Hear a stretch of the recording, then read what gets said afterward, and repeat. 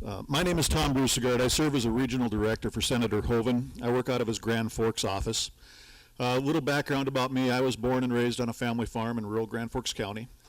Farmed first for my dad, then with my dad, and then a couple of years on to my own.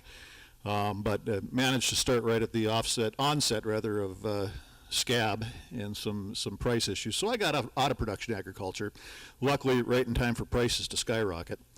I told Dr. Naganji when I was at NDSU, I tried very hard not to end up in a room full of ag econ professors before 9 o'clock in the morning. So I hope this will go a little bit better than when it did back then. I'm hoping now that the bison turf is burned down, somehow I'll be a better student.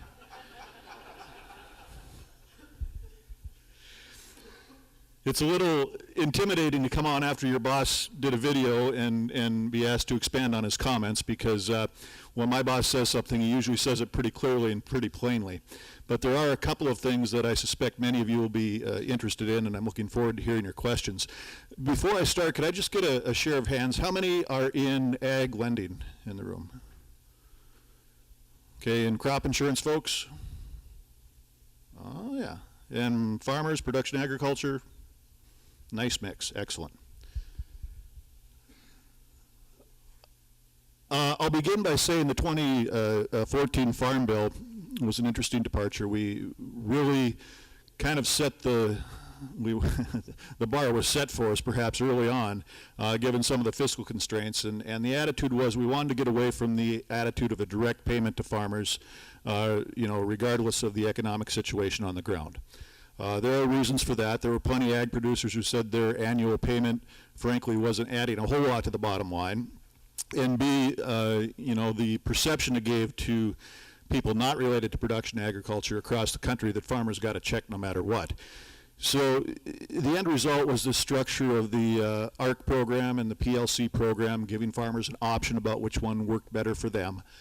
And the intent was to target federal dollars to producers in times of economic loss, whether that be from production or from low prices. And while I certainly won't claim that it's been a perfect program, I think it has had some areas of success. So our challenge, I believe, in the next Farm Bill will be to improve upon what's already there. It's rather unusual, I think, in the reauthorization of a Farm Bill to come up with something strikingly different. Usually we give an idea, a couple of go-arounds with reauthorization before we try something completely different. So I'm just going to lay out a little bit about what Senator Hoeven thinks are some opportunities to improve the current bill, and then, of course, rely on your comments.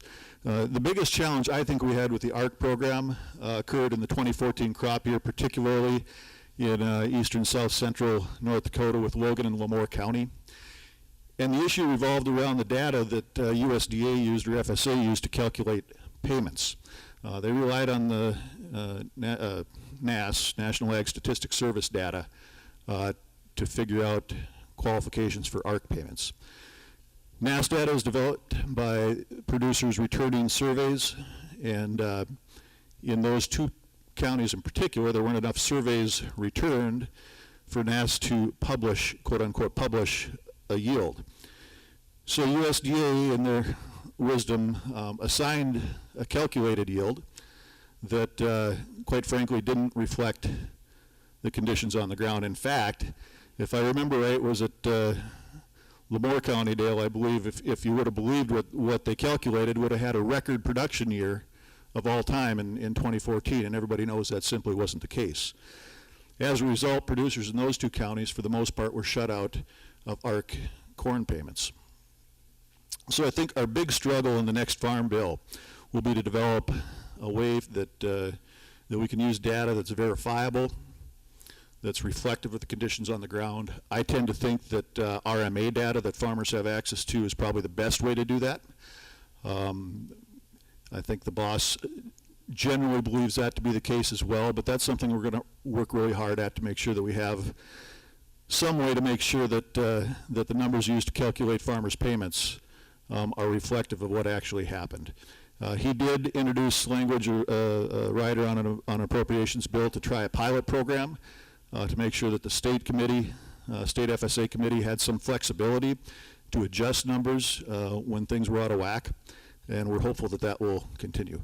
PLC, certainly along the northern tier, I think was probably more useful for farmers. You know, you look at some of the canola growers up there, I think it's worked out pretty well. I'm sure there'll be discussion about the levels, the price levels, where we can set them and not, I love this term, and not quote unquote distort the market. But that's an ongoing discussion we have every time we do a farm bill, so we'll just have to work our way through that and see if we can come up with something that works for farmers. We'll have ongoing conversations about crop insurance. As most of you know, crop insurance is, it seems anyway, under continual attack. And in a rare show of bipartisanship in Washington, D.C., the attacks come from both sides. You got Jeff Flake, one of the most conservative members out of Arizona, and Shaheen up there in New Hampshire, who tends to be a little bit more liberal, and they both seem to have it out for the crop insurance program. So anytime that comes up, you know, we work hard to make sure that people understand that the important things about crop insurance is that farmers have a skin in the game. They're the ones that pay the premiums. Granted, there is a premium subsidy, but we want to make sure with the crop insurance program that we encourage more farmers to be in it. You need the largest risk pool possible to have an effective insurance program. So if we start playing around with some of the qualifications or make it too difficult or too expensive for farmers to participate in the crop insurance program, we're going to damage the long-term health of the program, and that's not good for anybody. The third thing I just want to touch on, actually two more things. One is conservation. There will be discussion about CRP and how many acres that we need in CRP across the country. Growing up, when I was a younger man, CRP, it seems to me, was a great way to put quarter sections at a time of marginal land and remove it from production, you know, receive a payment from the government in terms for the conservation value and the wildlife production value. I get the sense that that's changed a little bit now. I think what we're really trying to do is find ways where conservation dollars can be effectively targeted through programs that are accessible to farmers to help them improve their land. And that's a very broad statement, I understand, but it's something that I feel strongly about, that we want to make sure the conservation programs work for the producer as well as for conservationists. So, you know, there's a lot of discussion in our neighboring state about things like buffer strips. It's been interesting to me in the last 7 to 8 months as we go around to the farm shows, and a lot of you have been there. There's been a lot of talk about soil health and how do we improve it.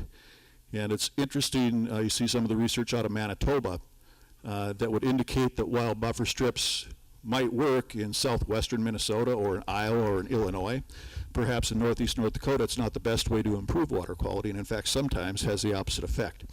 So we want to make sure that our conservation dollars aren't targeted so specifically that they don't work for farmers across the state.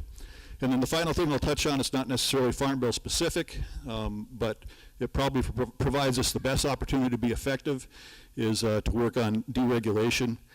I'm almost getting tired of talking about the waters of the United States. Right now we've killed it in court. We're killing it through the appropriations process, and we're killing it through the presidency. So I think the expanded WOTUS rules are a dead issue.